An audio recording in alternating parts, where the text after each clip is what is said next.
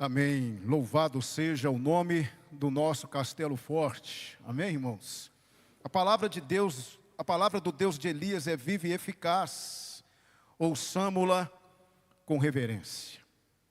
Quero convidar a igreja a deixar suas Bíblias, os irmãos deixarem suas Bíblias abertas em 1 Reis 19. Nós estamos encerrando hoje, para a glória de Deus, uma série pequena de 4 exposições sobre o Deus de Elias. Nós vimos Elias confrontando Acabe e profetizando uma seca que durou 3 anos e meio. E aí ele vai para o ribeiro de Querite, lá ele é sustentado pelos corvos e Deus o manda depois para Sarepta, onde ele vai ser sustentado por uma mulher viúva que na verdade não tinha nada para lhe oferecer. E ele é usado por Deus para suprir as necessidades da mulher, algo extraordinário. Depois, Elias é comissionado pelo Senhor para ir até o Monte Carmelo, e lá ele vai enfrentar os 450 profetas de Baal. Foi uma experiência extraordinária, uma experiência que com certeza marcaria nossas vidas de maneira significativa, não é? E os irmãos se atentaram bem para todas as lições e todas as aplicações que nós aprendemos nesses textos. Pois bem, o fato é que mesmo depois de tudo o que aconteceu, mesmo depois de Deus ter provado seu poder e ter manifestado todo o seu juízo contra Baal e contra aqueles profetas, mesmo assim, Acabe e Jezabel se mantiveram obstinados e não renderam graças ao Deus de Israel. O coração deles estava sobremaneira endurecido, e nós precisamos nos atentar para isso, irmãos. Se tem uma coisa que Satanás quer, é tornar os nossos corações endurecidos. Oremos sempre ao Senhor e peçamos ao nosso Deus que não permita, que nos ajude a não permitir que isso aconteça. Porque um coração endurecido se torna um coração insensível à voz de Deus. Um coração endurecido é um coração que não aceita repreensão. Um coração difícil de se converter. Por isso que a palavra de Deus diz, o Senhor dizendo, que Ele vai retirar o coração de pedra e colocar um coração de carne. Porque um coração endurecido, ele rejeita e resiste à mensagem de Deus. E é isso que aconteceu com Acabe e Jezabel.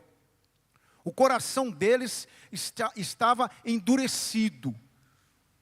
Um coração obstinado, que mesmo diante de tantas manifestações de poder, eles não creram, não se arrependeram e não buscaram a face do Deus de Israel. Você pode acompanhar comigo então, versículos 1 e 2, veja só o que vai acontecer aqui.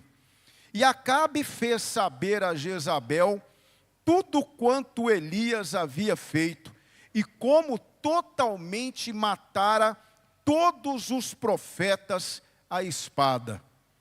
Aí esperava-se uma contrição de Jezabel, talvez um arrependimento dela e de Acabe, mas não.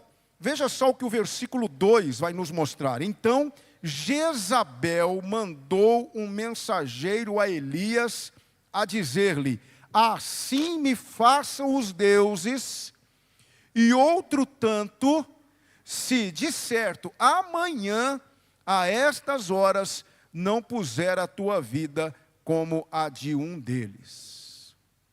Eu quero perguntar para você, irmão, irmã, suponhamos que você fosse Elias nesse momento. Suponhamos que você tenha passado por tudo que Elias passou e visto tudo que Elias viu e fez. Tudo que Elias fez. Que você estivesse lá, imagine só isso. E que você fosse Elias naquele contexto. E depois de tudo o que aconteceu, chega essa notícia para você, de uma rainha ímpia, pagã, perversa, ameaçando a sua vida, não se rendendo ao Deus de Israel, mas dizendo que vai tirar a sua vida como você havia tirado a vida dos profetas que eram sustentados por ela. Qual seria a sua reação? Pois bem, Elias, nesse momento, foi tomado pelo medo, pelo assombro. Isso mesmo, o corajoso Elias se tornou um Elias apreensivo, o medo dominou o coração de Elias, e ele então, naquele momento, decide fugir da presença de Jezabel.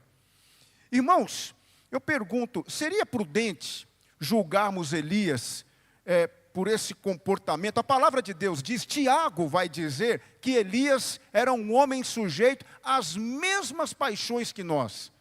Era um ser humano, sangue corria nas suas veias. Será que é prudente, irmãos, olharmos para Elias e questionarmos Elias, que fugiu de diante a presença de Jezabel?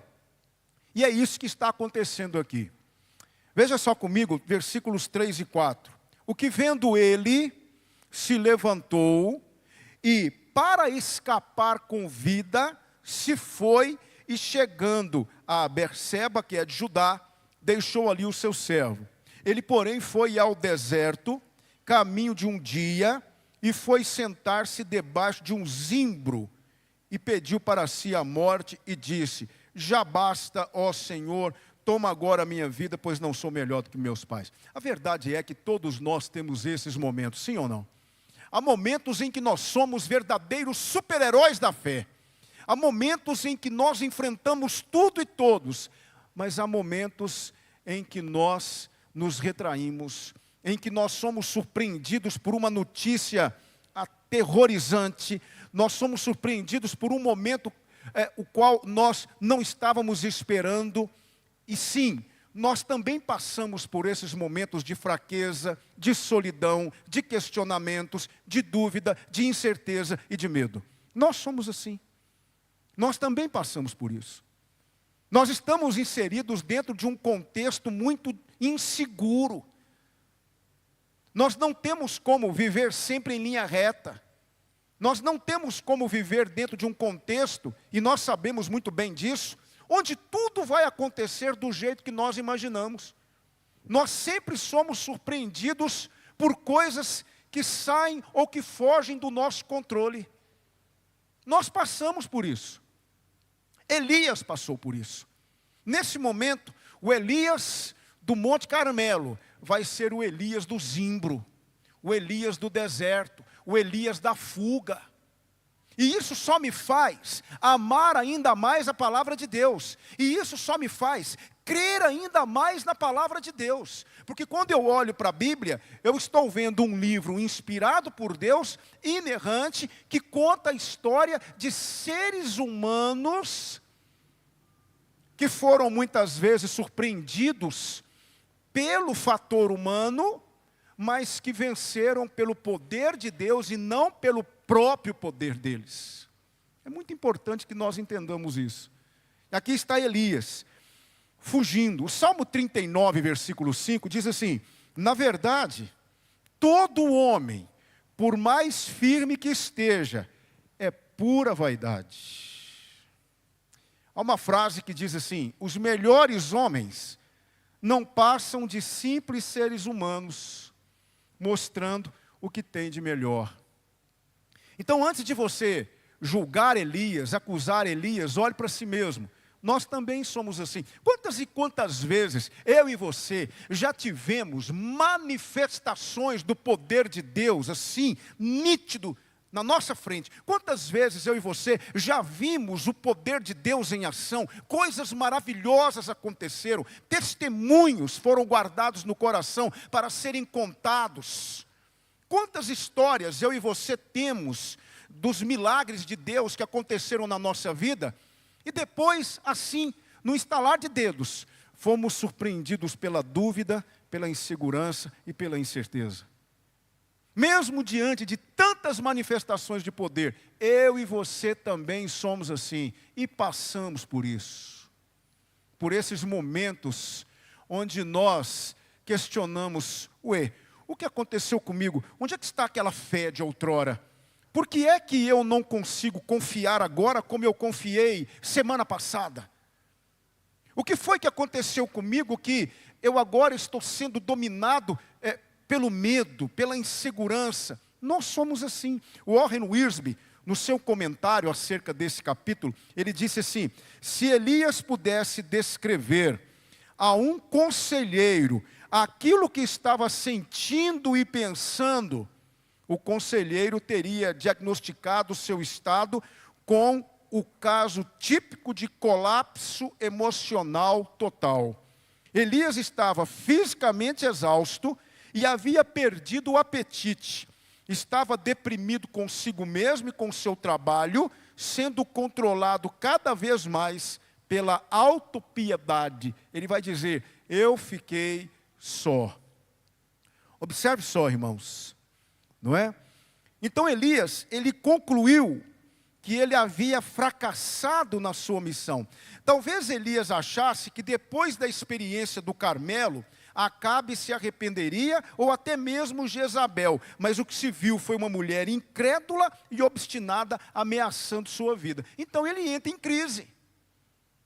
Eu fico imaginando os questionamentos que devem ter surgido no coração de Elias. Por quê? Não é possível. Que coração é esse? Tantas manifestações de Deus. Deus mandou fogo do céu, consumiu o holocausto. Deus foi poderoso e ainda assim essa mulher se mantém irredutível. Esse homem se mantém endurecido. Eu fracassei, eu fracassei, eu fracassei. Esse deve ter sido o sentimento de Elias.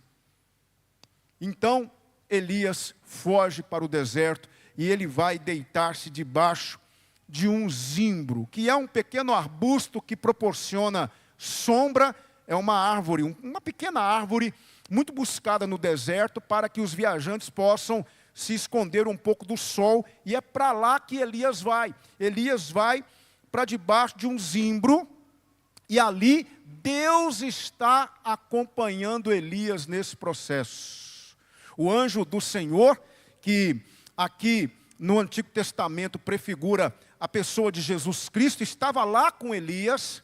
E ele então vai dizer para Elias: Elias, você tem um caminho longo pela frente, é melhor você comer alguma coisa, coma alguma coisa.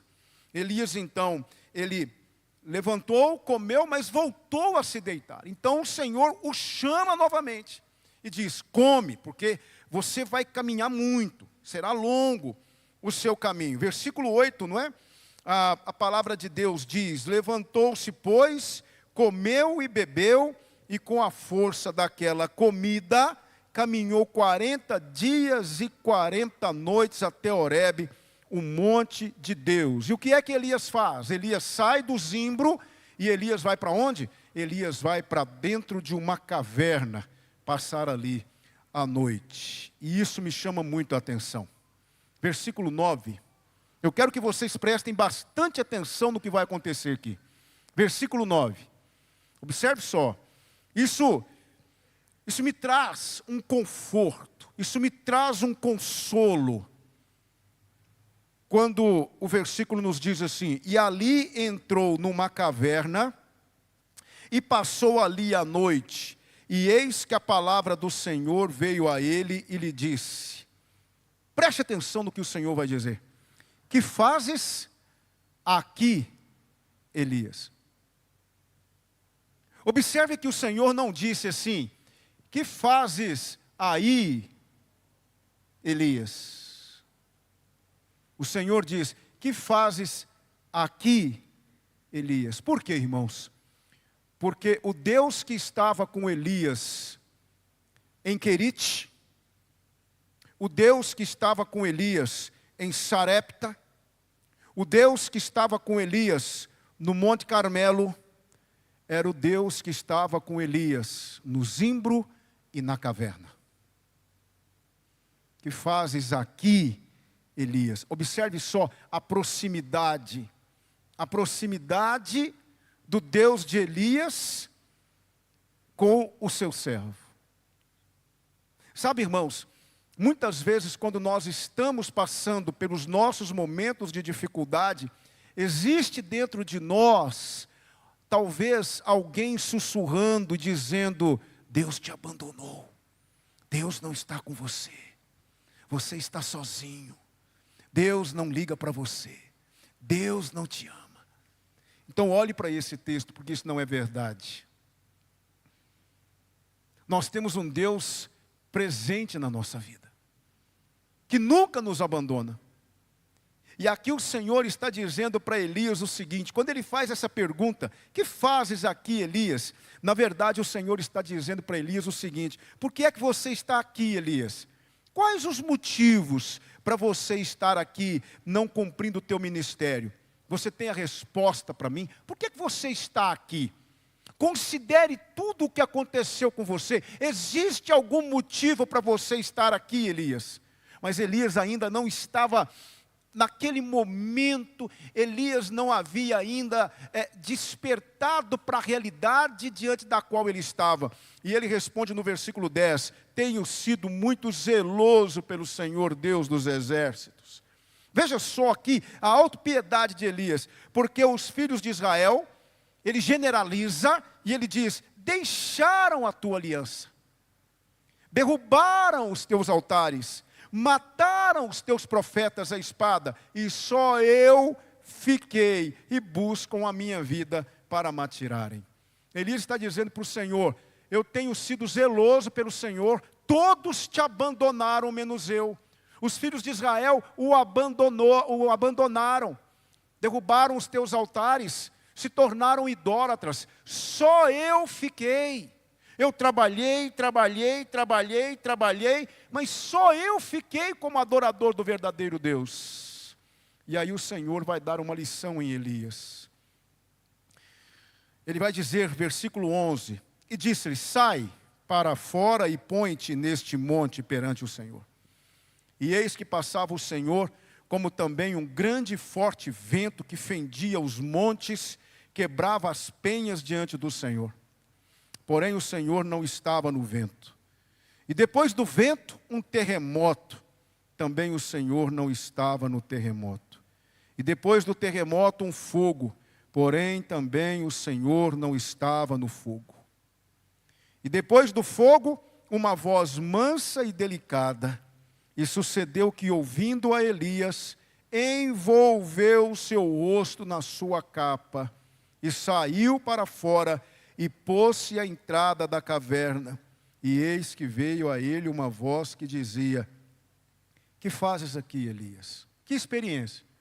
O que o Senhor estava querendo dizer para Elias é o seguinte, Elias, eu vou te apresentar agora algumas coisas, eu quero que você preste atenção. E aí Deus permitiu que um vento muito forte aparecesse naquele momento, inclusive despedaçando as penhas. Depois um terremoto. Depois uma voz mansa e suave. Nesse momento Elias temeu porque ele percebeu que o Senhor estava ali. Na verdade, o Deus de Elias queria mostrar o seguinte para Elias. Elias, as coisas nem sempre serão óbvias como parecem. Elias, eu sei o que eu estou fazendo, e eu não estou atuando ou agindo da maneira como você acha que eu deveria atuar ou agir. Não é como você acha que deve ser, porque pela lógica talvez Elias temeria quando ele visse aquele vento, ele temeria quando ele visse aquele terremoto, mas não. Ele temeu quando ele percebeu que o Senhor não estava no vento nem no terremoto, mas que o Senhor estava numa voz mansa, uma brisa suave. Então Elias, naquele momento, estava recebendo a seguinte lição do Senhor: eu sei o que eu estou fazendo, e por mais que você pense que eu não esteja trabalhando, eu estou trabalhando. Mesmo que você ache que o fato de Jezabel, o fato de Acabe não terem se rendido à minha pessoa, isso não significa que não houve conversões em Israel. Isso não significa que não houve pessoas que foram tocadas e quebrantadas pelos eventos que aconteceram em Israel. Eu sei o que eu estou fazendo. Irmãos, nós precisamos aprender a confiar no Senhor, mesmo quando as coisas não fazem sentido para nós. Mesmo quando as coisas parecem sair fora daquela conclusão que eu e você temos acerca de, ou pelo menos acerca do que deveria ser feito ou como deveria ser feito. Porque muitas vezes nós queremos mostrar para o Senhor os caminhos que Ele deve seguir, como Ele deve agir, dentro do nosso conceito de certo e errado, que foi deturpado pelo pecado. Muitas vezes eu e você, nós queremos sim ensinar o Senhor a ser Deus. E achamos que Deus vai ser óbvio, que isso vai acontecer. É claro que vai. É claro que as penhas serão despedaçadas. É claro que acontecerá um terremoto. E Deus nos mostra, não é como você acha que vai ser. É como eu determino que será. E a maneira como eu ajo, a maneira como eu me comporto, é diferente da forma como você pensa que eu deveria agir e me comportar. Isaías 55 diz o quê? Porque os vossos pensamentos não são os meus pensamentos, diz o Senhor. Porque assim como os céus são mais altos do que a terra, assim os meus pensamentos são mais altos do que os vossos pensamentos.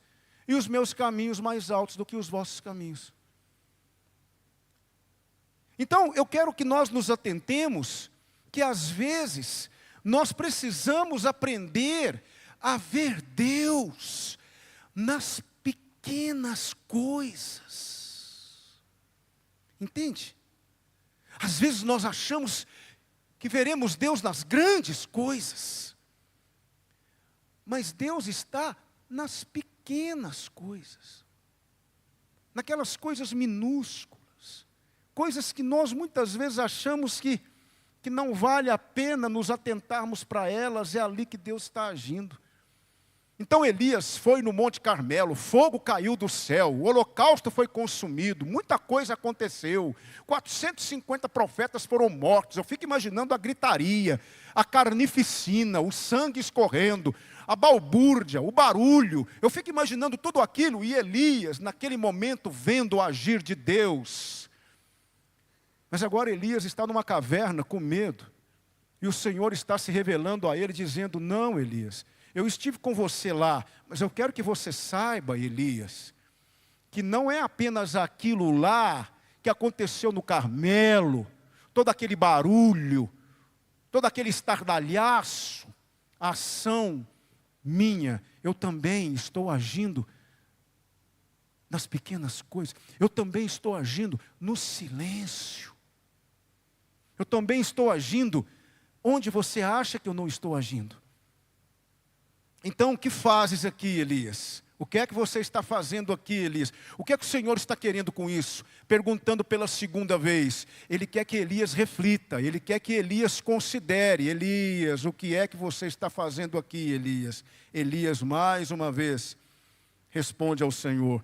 Eu tenho sido em extremo zeloso pelo Senhor Deus dos exércitos, porque os filhos de Israel deixaram a tua aliança, derrubaram os teus altares, mataram os teus profetas à espada, e só eu fiquei, e buscam a minha vida para me atirar. Elias ainda não entendeu, Elias ainda não compreendeu, Elias ainda está com o coração ferido, com medo. E aí o Senhor vai dizer para Elias, e vai revelar para Elias algo que Elias não sabia. Versículo 15, veja só. E o Senhor lhe disse, vai,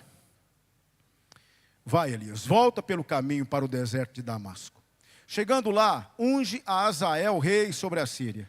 Eu estou agindo, Elias, eu vou te mostrar agora. Já que você não entendeu, eu vou mostrar para você o que eu estou fazendo. Ok? Jezabel não se curvou a mim, Acabe não se curvou a mim. Eu vou mostrar para você o que eu vou fazer. Vai pelo caminho, volta pelo caminho para o deserto de Damasco. Chegando lá, unge a Azael, rei sobre a Síria. Também a Jeú, filho de Ninsi, ungirás rei de Israel. E também a Eliseu, filho de Zafate, de Abel-Meolá, ungirás profeta em teu lugar. Veja só, olha o Senhor agindo. E há de ser que o que escapar da espada de Azael, matá-lo-á Jeú. E o que escapar da espada de Jeú, matá-lo-á Eliseu. Agora veja versículo 18. Versículo 18 é maravilhoso. também deixei ficar em Israel 7.000, todos os joelhos que não se dobraram a Baal, e toda a boca que não beijou. Ah, Elias, você não está sozinho, Elias. Você acha que está sozinho. Você acha que você ficou apenas, você ficou em Israel me adorando? Não, Elias. Eu quero que você saiba que o que você fez, Elias, produziu fruto, Elias. Há 7.000 em Israel que não dobraram os joelhos perante Baal. Existe muita gente que pensa como você. Você não fracassou. Você precisa perceber os frutos do seu trabalho. Parece que isso criou um ânimo. Aqui eu percebo que Elias agora está diferente.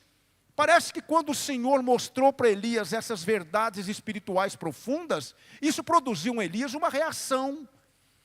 Veja só, versículos 19 até o 21. Partiu, pois, Elias dali, e achou a Eliseu, filho de Zafate, que andava lavrando com 12 juntas de bois, adiante dele. E ele estava com a 12ª. E Elias passou por ele e lançou a sua capa sobre ele. Então deixou ele os bois, correu após Elias e disse: deixa-me beijar a meu pai e minha mãe, e então te seguirei. E ele disse: vai, volta, pois, que te fiz eu? Voltou, pois, de o seguir e tomou a junta de bois e os matou. E com os aparelhos dos bois cozeu as carnes e as deu ao povo. E comeram. Então se levantou e seguiu Elias e o servia. Você percebe que há uma reação em Elias?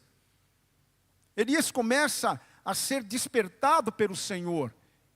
Ele começa a ser tratado pelo Senhor. Na verdade, Elias não sabia. Mas aqui nós temos um psicólogo, que é Deus. Nós temos um paciente, que é Elias, e nós temos um divã, que é o zimbro e a caverna. Deus estava cuidando do seu paciente, mostrando algumas verdades espirituais para ele. E aqui eu vejo um Elias restaurado, um Elias que recebeu do Senhor uma injeção de ânimo, um Elias que vai servir o Senhor e vai se preparar para o grande momento de sua vida, quando ele será levado ao céu num redemoinho. Vocês conhecem a história. Mas eu queria que nós pensássemos a partir de agora nesse texto, que tanto nos ensina algumas coisas muito importantes, irmãos. Muitas vezes aqui na aplicação para a nossa vida, eu quero aprender algumas coisas com vocês. Muitas vezes Deus nos colocará em seu divã para nos ensinar o seguinte. Eu quero que nós aprendamos algumas coisas aqui, porque nós também somos assim. Nós somos muitas vezes solapados pela dúvida, pela incerteza, pelo medo. Muitas vezes queremos desistir, muitas vezes queremos jogar a toalha. Muitas vezes queremos parar a nossa caminhada. Muitas vezes queremos realmente dizer para o Senhor: já chega, Senhor. Eu não quero mais, Senhor. Já chega. Já trabalhei demais. Trabalhei, e até agora eu não tenho visto fruto nenhum do meu trabalho. Bom, Jeremias pregou quase 40 anos e nenhuma alma se converteu. Mas nós queremos ver o fruto do nosso trabalho e as coisas não acontecem, ou pelo menos não acontecem dentro do nosso tempo. Nós trabalhamos, de repente a gente se cansa e a gente fala: Senhor, já chega, não aguento mais, não dá resultado, não tem jeito, eu vou jogar a toalha. E aí Deus nos coloca no divã dele para nos ensinar algumas coisas. Eu quero aprender com vocês que coisas são essas, baseado aqui nesse texto de 1 Reis capítulo 19. Primeira coisa que eu aprendo aqui nesse texto, não é? Deus nos colocará em seu divã para nos ensinar a desconstruir a ideia de que somos salvadores da pátria. Nós não somos salvadores da pátria. Elias chegou diante do Senhor e disse: só eu fiquei. Só eu fiquei. Eu tenho sido zeloso pelo Senhor. Eu tenho sido em extremo zeloso pelo Senhor. Mas só eu fiquei. Elias estava se achando realmente o salvador da pátria. Talvez no coração de Elias, ele achava que depois de tudo aquilo que ele havia feito, haveria um avivamento em Israel, o culto a Baal seria abolido, Jezabel se converteria, Acabe se converteria, e o reino do norte experimentaria as bênçãos do Senhor através dele, Elias. Mas Elias não era o responsável por nada. Elias era apenas um instrumento. Porque quem faria tudo seria o Senhor. Irmãos amados, eu e você não somos salvadores da pátria. Nós não somos os protagonistas. Nós não somos os atores principais. Somos apenas instrumentos do agir de Deus. Por isso que a glória não é nossa, a glória é dele. Escute, eu tenho uma dificuldade quando alguém diz assim, eu ganhei fulano para Jesus. Você não ganhou fulano para Jesus. Quem ganha alguém para Jesus é o Espírito Santo através de você. Eu não ganho ninguém para Jesus. A palavra não é minha. Essa palavra não é minha. O Espírito Santo é Deus em mim. É Ele que convence o homem do pecado, da justiça e do juízo. Eu sou apenas um instrumento, um vasinho de barro, todo rachado e imperfeito, que Deus quis usar para a sua glória. É isso que nós somos. Nós não somos salvadores da pátria. Ei, se você acha que você vai levar toda a sua família aos pés de Jesus e que você é o responsável por fazer com que a sua família se renda ao Senhor, eu quero te dizer, não é verdade.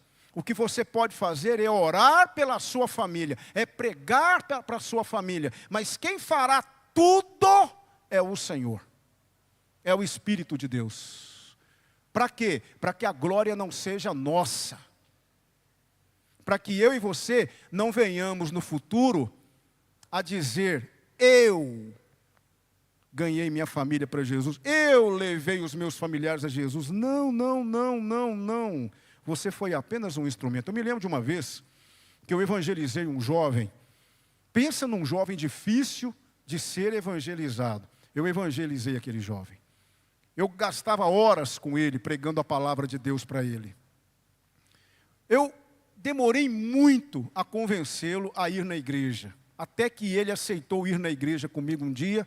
Eu era membro lá da terceira igreja na época. Ele foi à igreja.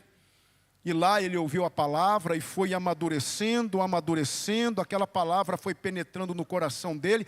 Até que finalmente, depois de muito tempo, ele disse, eu entendi.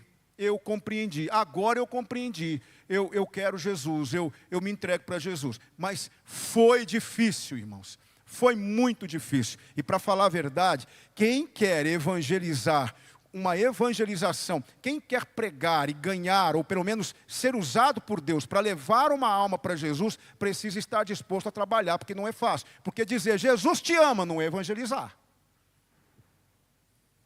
Deus tem um plano para você. Isso não é evangelizar. Não. Você precisa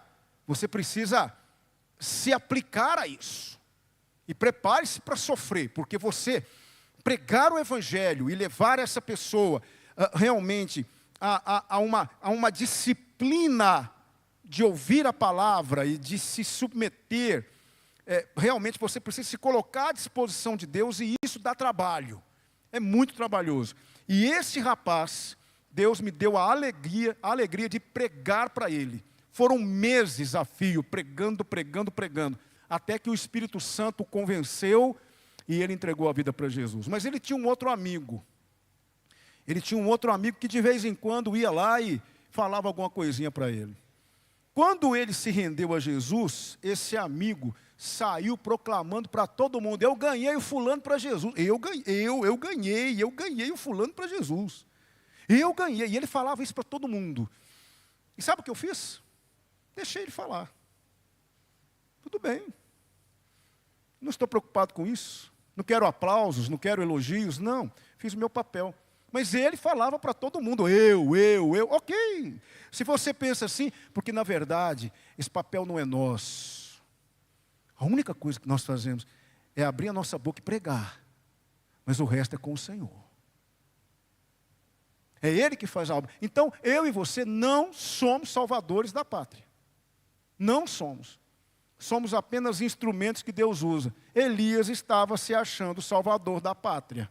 Ele achava o seguinte: Deus vai me usar e eu vou acabar com a adoração a Baal em Israel.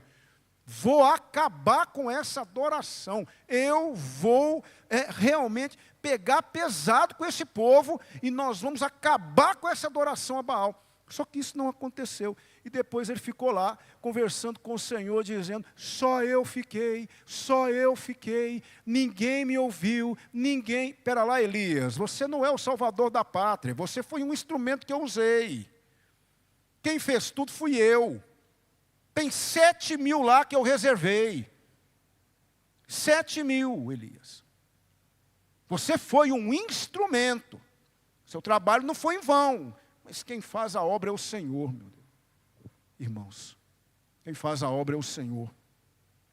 Então, irmãos, primeira coisa que Deus quer nos ensinar no seu divã: desconstruir a ideia de que somos salvadores da pátria.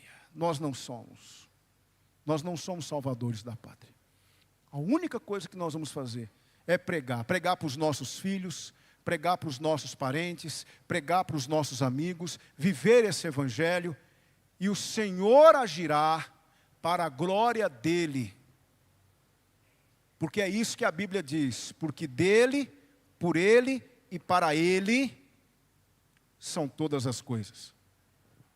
Então, se você realmente trouxe 10, 15, 20 vidas para Jesus, louvado seja Deus, mas o mérito não é seu, é de Jesus.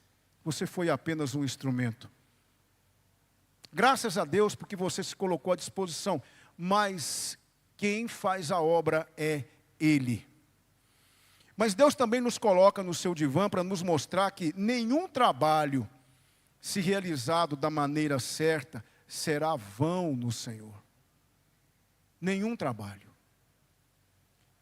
Elias chegou a dizer que só ele havia ficado fiel ao Senhor, mas não era verdade. Havia 7.000. Ele se esqueceu também da viúva de Sarepta. Havia pessoas que estavam realmente entendendo a mensagem, entendendo os planos de Deus, havia percebido a vaidade que havia no culto a Baal. Aí sim, por ver Elias agir como agiu, sendo um instrumento de Deus, e aquele trabalho feito da maneira de Deus, da maneira certa, não foi vão no Senhor. E isso vale para nós. Sempre que nós procurarmos fazer o trabalho de Deus da maneira certa, orientados pela palavra, como nos manda a palavra de Deus, nós iremos colher os frutos desse trabalho. Nós veremos o Senhor ser glorificado e o trabalho crescer para a glória de Deus, se ele é feito da maneira certa. Irmãos, eu falo isso porque eu me preocupo muito com o pragmatismo dos tempos atuais. Quantas vezes nós estamos criando estratégias, nós estamos criando as nossas estratégias para apresentarmos a palavra ou para fazermos com que de alguma maneira a igreja experimente um crescimento. Aqui entre nós, eu vou dizer uma coisa para vocês: se tem uma coisa que não me preocupa na igreja, são números. Eu não tenho medo deles, eu não tenho aversão aos números, mas eu não me preocupo com números. Sabe por quê, irmãos? Porque eu creio piamente que quem acrescenta é o Senhor. E se nós trabalharmos com seriedade, se nós buscarmos o Senhor e buscarmos dEle orientação e fazermos as coisas debaixo da direção dEle, os frutos virão. Sem nenhum tipo de negociação dos princípios ou valores que defendemos. Quando as coisas são feitas da maneira certa, o resultado vem e esse trabalho não será vão no Senhor. Havia 7.000 que não dobraram os joelhos para Baal. Havia 7.000 que foram conservados em Israel. Então eu aprendo mais essa lição no divã de Deus. Mas o divã de Deus também me ensina outra coisa. Nada é mais terapêutico do que o trabalho. Elias estava ali deprimido, tomado de medo, tristeza, assombro. O anjo do Senhor disse, levanta e come. Ele levantou, comeu, se deitou de novo. Levanta, Elias, come, porque vai ser longo o seu trabalho. Porque eu tenho algo para você fazer. Você vai ungir o rei da Síria, você vai ungir o Jeú, você vai ungir Eliseu no seu lugar. Ainda tem muita coisa para você fazer, um caminho longo para você percorrer. E ele percorreu 40 dias e 40 noites, até chegar em Horebe, uma distância considerável. E lá ele vai cumprir os propósitos de Deus, ele vai trabalhar, porque o trabalho é terapêutico, irmãos. O trabalho é bênção de Deus, o trabalho enobrece, o trabalho dignifica. O trabalho é algo que nos fortalece. É uma pena que muitos hoje querem tomar um atalho, não é?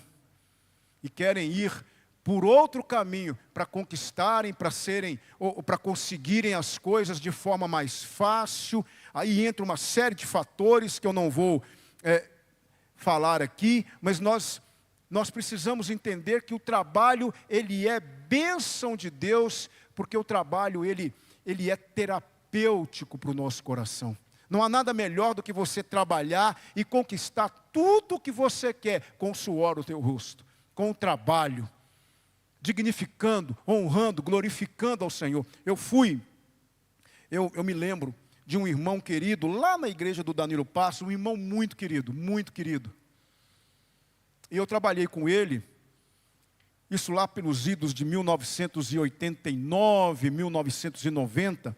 Ele era um pedreiro muito requisitado, muito conceituado, e eu precisava trabalhar. Eu fazia, na época, eu prestava o serviço militar, estava precisando trabalhar, e ele então me deu a oportunidade de trabalhar com ele, sendo servente de pedreiro para ele.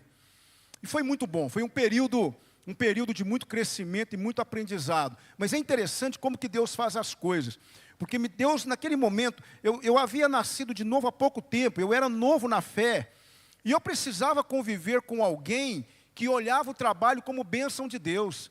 Então, trabalhando com ele, imagina o que é você trabalhar com uma pessoa que canta louvores a Deus o dia todo. E ele cantava louvores a Deus, e ali, assentando cada tijolo, louvando a Deus. E aí ele parava o louvor e dizia assim, Alex, traz mais tijolo para mim. E enquanto eu ia buscar o tijolo, ele voltava e continuava cantando o hino. Irmãos, ele cantava o dia todo, do início ao fim do dia. E quando ele não estava cantando, ele estava lendo a Bíblia para mim, eu estava pregando para mim. Ali no trabalho dele, eu percebia que ele estava tendo aquele momento como um momento de culto e adoração a Deus, e aquilo fazia com que as pessoas o respeitassem, e eu aprendi a respeitá-lo e amá-lo, vendo ele trabalhar com satisfação, com alegria, porque ele via no trabalho dele uma maneira de glorificar a Deus. É assim que nós precisamos olhar o nosso trabalho, não como um peso, não como um fardo. Uma vez eu ouvi um colega dizer assim, sabe qual é o dia que eu mais gosto na semana? E eu disse, qual ele? A segunda-feira. Por quê? Porque está mais longe da outra segunda-feira. Eu gosto da segunda-feira. Não entendi bem o que ele disse, confesso para vocês, mas é isso aí que ele disse. Eu vi que vocês todos olharam para mim com uma interrogação na cabeça, então deixa eu dizer que eu também não entendi. Mas ele quis dizer o seguinte, sabe, trabalho é complicado, segunda-feira é dia de acordar cedo, é dia de trabalhar, então eu prefiro pensar que, bom, é isso aí mesmo.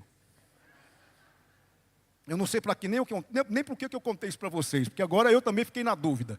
Mas é isso aí, tem gente que olha o trabalho como um peso, como um fardo. Eu me lembro de um desenho animado que eu assistia quando eu era menino, de uma hiena. Vocês lembram desse desenho da hiena? E a hiena vivia dizendo assim, ó céus, ó vida. Lembram disso? Ó céus, ó vida. Tem pessoas que vão para o trabalho, parece que estão carregando o mundo nas costas.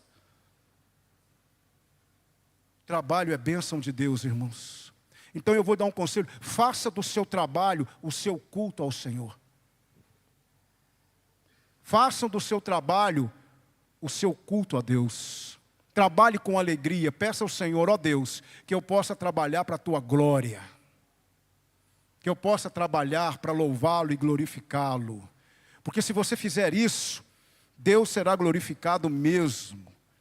E alguma coisa irá acontecer. Como aquele irmão me abençoou nos períodos iniciais da minha caminhada cristã. Ele não tem ideia de como aquilo foi bênção para mim. Irmãos, realmente, todos nós sabemos que o serviço de pedreiro, o servente de pedreiro, é um serviço pesado. É um serviço pesado, não é um serviço fácil. Mas, sabe de uma coisa? Eu ia embora e, assim, no outro dia eu acordava com alegria para ir trabalhar. Nós estávamos trabalhando no Serra Verde. O Serra Verde hoje é um bairro populoso. Quando eu trabalhei lá, eu trabalhei logo no nascedouro do Serra Verde, quando o Serra Verde tinha poucas casas. Eu vi aquele bairro nascer. Me lembro que nós passávamos no meio de um pasto e tinha uns gados Nelore, assim, soltos no pasto. E nós passávamos margeando a cerca, eu e ele. E quando nós estávamos chegando perto do pasto, ele dizia assim para mim: Alex, pega uma pedra aí. Mas por que, Baltazar? Pegue a pedra, confia em mim. E nós pegávamos a pedra e íamos margeando a cerca, e aqueles bois olhando para nós com a cara desconfiada, e nós tínhamos que passar por ali para ir para a casa onde nós estávamos construindo, e de vez em quando alguns deles assim, ameaçavam vir para cima de nós, e ele então mostrava a pedra e dizia: fica quieto, bichinho, né? E ali o boi ameaçava parar. Irmãos, nunca passei tanto aperto na minha vida, mas como eu ia trabalhar com alegria quando eu estava com Baltazar, porque ele fazia daquilo um culto a Deus. Trabalho não pode ser peso, trabalho não pode ser algo sofrível.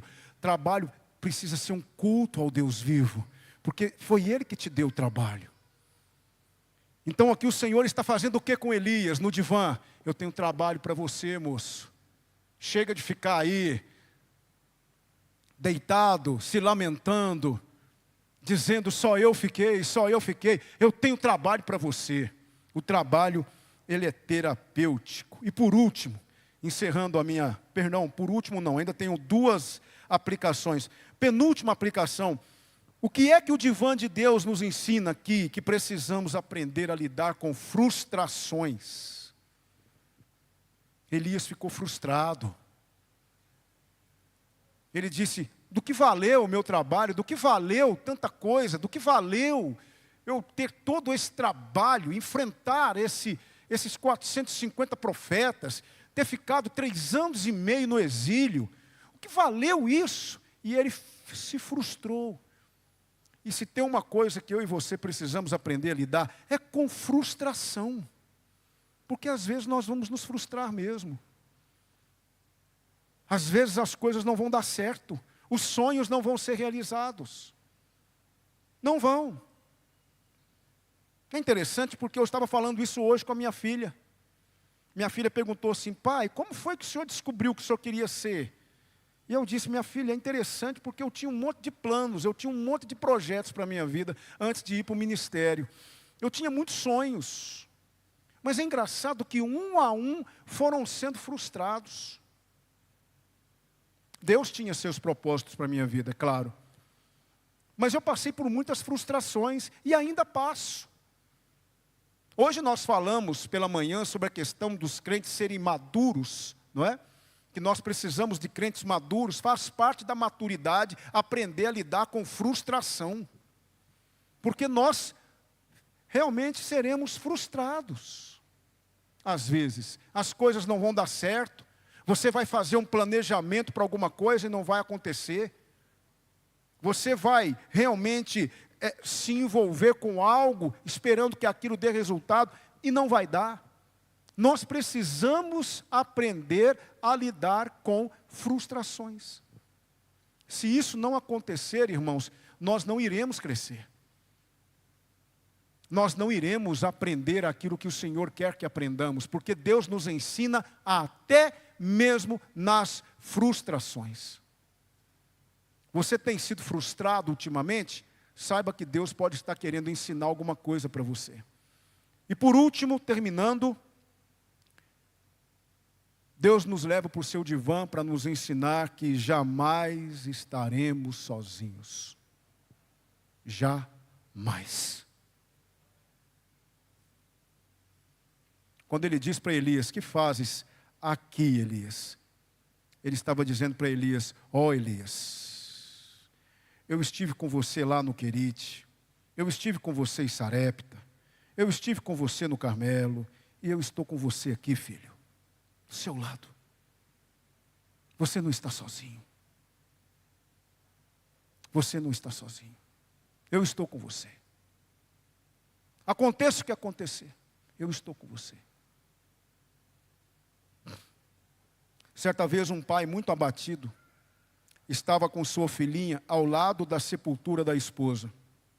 Logo após a cerimônia fúnebre, alguns amigos da família convidaram o viúvo com a criança para passar a noite em sua casa. Mas entristecido, o homem agradeceu sinceramente o bondoso gesto dos seus amigos, declarando-lhe que preferiu voltar para casa e confiar que Deus o confortaria naquele momento difícil. Naquela noite, a sua filhinha demorou muito a conciliar o sono, embora o cuidadoso pai tivesse colocado a caminha da criança ao lado da sua. Assustada com a escuridão, a certa altura da noite, a menina perguntou: pai, você está aqui? O pai colocou a sua mão sobre a cabeça da criança e procurou acalmá-la. Sim, querida, o papai está do seu lado. Durma tranquila. Em pouco tempo, a menina adormeceu. A partir daquele momento, cresceu a angústia do pai, que, chorando baixinho, não conseguiu dormir por causa da tristeza e da dor do golpe que o atingira. Então, ele fez uma pergunta semelhante à da filha: meu Pai Celestial, você está aqui? No mesmo instante, ele se lembrou de um versículo que está em Isaías 41:10. Não temas, porque eu sou contigo. Não te assombres, porque eu sou teu Deus. Eu te fortaleço e te ajudo e te sustento com a destra da minha justiça. Você não está sozinho, meu irmão. Eu não sei se você está passando por um vale nesse momento. Eu não sei se você está enfrentando um deserto. Eu não sei se você está debaixo de um zimbro. Eu não sei se você está dentro de uma caverna. Eu não sei. Eu não sei se você está com medo, se você está inseguro. Eu não sei se você está apreensivo, se você está decepcionado, se você está frustrado. Eu não sei. Talvez você está sendo sacudido pela dúvida nesse momento. E estão dizendo para você: para que você ficar nesse negócio de ir à igreja? Onde é que está a sua fé? Você que é um homem, uma mulher de fé. Onde é que está a sua fé nesse momento? E as coisas só vão complicando, porque você parece estar num quarto escuro e você não está vendo uma saída. E você começa a achar que está sozinho, porque as coisas não mudam e Deus te abandonou. Eu quero dizer para você: não acredite nisso. Porque o Deus de Elias é o seu Deus. E Ele está com você, nesse momento. Talvez o pior momento da sua vida, mas o Deus de Elias está com você. O Deus de Elias está conosco. Eu quero, nesses momentos finais do nosso culto, eu gostaria que nós pensássemos nisso. Talvez você está no divã de Deus e não sabe. Talvez Deus está permitindo você passar por esses momentos para que você possa aprender algumas coisas. Deus ama você. Ele ama você. Você não está sozinho. Ele está com você. Vamos cantar Salvador Maravilhoso nesse momento com o nosso Ministério de Música. Daqui a pouquinho voltamos para a conclusão do nosso culto.